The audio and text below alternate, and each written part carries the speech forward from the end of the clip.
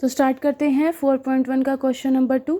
Represent the following situations in the form of quadratic equations. हमें situation दी गई है जिसकी हमें क्वाड्रेटिक इक्वेशन बनानी है। सॉल्व नहीं करना उसे, सिर्फ और सिर्फ हमें क्वाड्रेटिक इक्वेशन बनाकर ही हमारा आंसर आ जाएगा। तो फर्स्ट पार्ट है हमारा, the age of a rectangular plot is 528 metre square. एक रेक्टेंगुलर प्लॉट है जिसका एरिया हमको 528 मीटर स्क्वेयर दिया गया है। The length of the plot in metres is 1 more than twice its breadth. जो लेंथ जो है उस प्लॉट की वो उसकी ब्रेथ के ट्वाइस से 1 मीटर ज़्यादा है और हमें लेंथ और ब्रेथ उसकी फाइंड आउट करनी है। तो हम सबसे पहले जो चीज़ हमें फाइंड आउट करनी है, तो हम पहले जो लेंथ जो है वो बड़ी है, तो हम क्या करेंगे, सबसे पहले हम लेट ब्रेथ मान लेते हैं इज इक्वल टू एक्स। तो लेंथ क्या हो जाएगी उसकी, सिचुएशन के अकॉर्डिंग जो लेंथ क्या है इज़ 1 more, 1 ज़्यादा किससे है, ट्वाइस इट्स ब्रेथ, यानी कि उसकी ब्रेथ के ट्वाइस से +1 है। अब हमें पता है एरिया ऑफ रेक्टेंगल क्या होता है, हमें पता है एरिया ऑफ रेक्टेंगल क्या होता है, लेंथ मल्टीप्लाई ब्रेथ। तो हम क्या करेंगे, इन दोनों को मल्टीप्लाई कर देंगे, x और 2x + 1।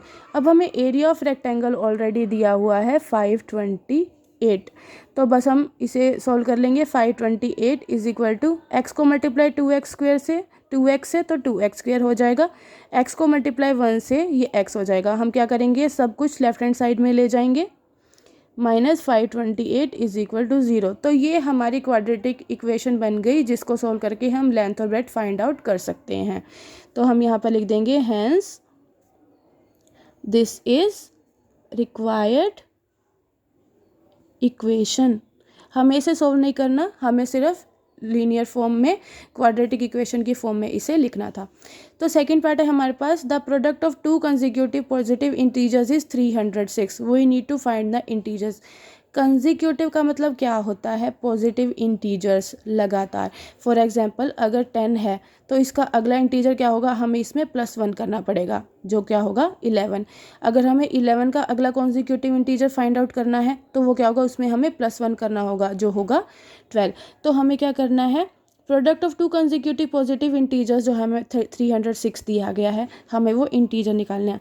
तो फर्स्ट नंबर हम मान लेते हैं, लेट फर्स्ट नंबर हमने मान लिया x, तो दूसरा नंबर क्या हो जाएगा, देन सेकंड नंबर क्या हो जाएगा, उसमें जब हम 1 को ऐड कर देंगे। अब इसका सिंपल, इसका प्रोडक्ट जो है वो हमें, इन दोनों नंबर्स का प्रोडक्ट हमें 306 दिया हुआ है। x को x + 1 से मल्टीप्लाई करेंगे तो हमारे पास 306 आएगा। क्वेश्चंस के अकॉर्डिंग x को x से मल्टीप्लाई करेंगे x स्क्वेयर, x को 1 से मल्टीप्लाई करेंगे x प्लस का 306 हम लेफ्ट हैंड साइड ले जाएंगे तो ये हमारी रिक्वायर्ड इक्वेशन बन जाएगी। This is required equation. बहुत इजी था। आइए बढ़ते हैं इसके थर्ड पार्ट की तरफ। Rohan mother is 26 years older than him. Rohan की जो मदर है वो उससे 26 ईयर्स बड़ी है। The product of their edges 3 years from now. आज से 3 साल के बाद उन दोनों की एज का प्रोडक्ट कितना होगा, 360, और हम रोहन की प्रेजेंट एज निकालना चाहते हैं। तो जो चीज़ हमें निकालनी है, लेट रोहन एज हम मान लेते हैं इज इक्वल टू एक्स। तो उसकी हिज मदर की एज कितनी हो जाएगी, हमें पता है कि उसकी मॉम की एज उससे 26 ज़्यादा है, तो यानी कि रोहन की एज में जब हम 26 ऐड कर देंगे तो उसकी मॉम की एज आ जाएगी ये। The product of their edges, जो उन दोनों की एज का जो प्रोडक्ट है 3 years from now. 3 years from now यानी कि आफ्टर 3 ईयर्स, अगर इनकी एज आज x है तो ये x + 3 हो जाएगा रोहन की एज, और उसकी मॉम की एज यानी कि x + 26 + 3। इन दोनों का जो प्रोडक्ट है उनकी एज के 3 साल के बाद वो कितना होगा, 360, यानी कि x + 3 और x + 29 इज इक्वल टू 360। इन दोनों की एज का मल्टीपल क्या है, 360। तो बस हम पहले की तरह सोल्व कर लेंगे, पहले x को इस पूरी ब्रैकेट से मल्टीप्लाई और फिर +3 को इस पूरी ब्रैकेट से मल्टीप्लाई। x को x से मल्टीप्लाई करेंगे x स्क्वेयर आएगा, प्लस में x को 29 से मल्टीप्लाई करेंगे 29x आएगा, प्लस 3 को मल्टीप्लाई x से 3x आएगा, 29 को जब हम 3 से मल्टीप्लाई करते हैं 87 आता है, ये इक्वल है 360 के। तो एक्स स्क्वेयर प्लस में 29 प्लस 3 क्या हो गया 32x प्लस 87 प्लस का 360 इधर जाकर माइनस का 360 हो जाएगा, is equal to 0। X square plus में 32x प्लस माइनस क्या होता है माइनस, जब हम 360 में से 87 को माइनस करते हैं तो माइनस 273 आएगा। साइन कौन सा आएगा, जो बड़े वाले नंबर के साथ है, इसलिए हमने यहाँ पर माइनस का साइन लगाया। तो therefore this is required equation. इसका लास्ट पार्ट है, बढ़ते हैं फोर्थ पार्ट की तरफ। फोर्थ पार्ट है हमारे पास, a train travels a distance of 480 kilometre at a uniform speed. Train जो है वो 480 किलोमीटर का डिस्टेंस ट्रेवल करती है एक स्पीड पे। अगर स्पीड 8 किलोमीटर पर आवर कम कर दें तो उसको 3 आवर्स ज़्यादा लगेंगे उतना ही डिस्टेंस कवर करने के लिए।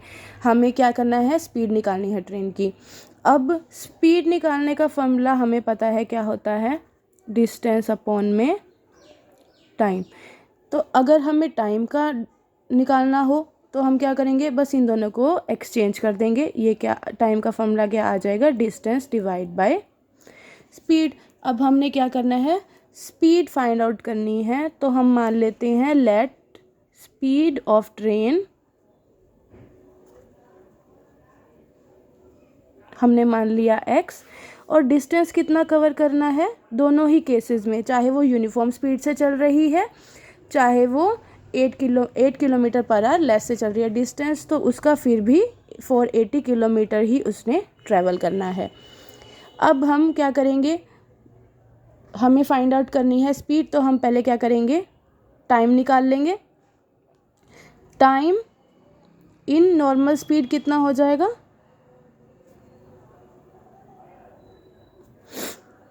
डिस्टेंस अपॉन में स्पीड। डिस्टेंस कितना था उसका 480 डिवाइड बाय स्पीड हमने कितनी मानी थी x। तो ये तो था उसका नॉर्मल टाइम जो उसको पहुंचने में लगता। और अगर 8 किलोमीटर पर आवर लेस से जाएगा, यानी कि time in speed 8 kilometre per hour less में उसका कितना टाइम लगेगा, यानी कि डिस्टेंस अपॉन में x माइनस 8 कर देंगे।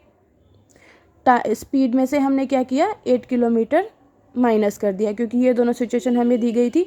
अब हमें फाइंड आउट करना है speed of the train. Speed of the train कितनी रहती, जो उसको टाइम टेकन ज़्यादा कितना लगा, more, minus time taken less, यानी कि 480 by x minus 8 minus 480 divide by x। ये किसके इक्वल आएगा, 3 के इक्वल आएगा, क्योंकि उसे 3 घंटे ज़्यादा लगे।